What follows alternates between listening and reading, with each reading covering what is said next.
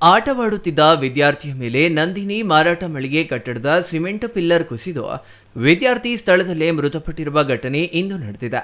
ಮಗುವಿನ ಸಾವು ಪೋಷಕರಲ್ಲಿ ತೀವ್ರ ಆತಂಕ ಉಂಟು ಮಾಡಿದೆ. ತುಮಕೂರು ಜಿಲ್ಲೆಯ ಚಿಕ್ಕನಾಯಕನಹಳ್ಳಿ ತಾಲೂಕಿನ ಬೆಳಗಿಹಳ್ಳಿ ಗ್ರಾಮದಲ್ಲಿ ಈ ದುರ್ಘಟನೆ ಸಂಭವಿಸಿದ್ದು, 4ನೇ ತರಗತಿ ಓದುತ್ತಿದ್ದ ವಿದ್ಯಾರ್ಥಿ ಧನುಷ್ ಮೃತಪಟ್ಟ ವಿದ್ಯಾರ್ಥಿ ಎಂದು ಗುರುತಿಸಲಾಗಿದೆ. ಇನ್ನು ಶಾಲೆಯ ಸಮೀಪವೇ ಈ ದುರ್ಘಟನೆ ನಡೆದಿದ್ದು, ದುರ್ಘಟನೆಗೆ ಹೊಣೆ ಯಾರು ಎಂದು ಸಾರ್ವಜನಿಕರು ಪ್ರಶ್ನೆ ಮಾಡುತ್ತಿದ್ದಾರೆ. ನಂದಿನಿ ಡೇರಿ ಕಟ್ಟಡದ ಸುರಕ್ಷತೆ ಹಾಗೂ ಕಾಮಗಾರಿ ಗುಣಮಟ್ಟದ ಬಗ್ಗೆ ಸಮಗ್ರ ತನಿಖೆ ನಡೆಸಿ ವಿದ್ಯಾರ್ಥಿ ಧನುಷ್ ಕುಟುಂಬಕ್ಕೆ ನ್ಯಾಯ ದೊರಕಿಸಿಕೊಡಬೇಕೆಂದು ಸಾರ್ವಜನಿಕರು ಆಗ್ರಹಿಸಿದ್ದಾರೆ.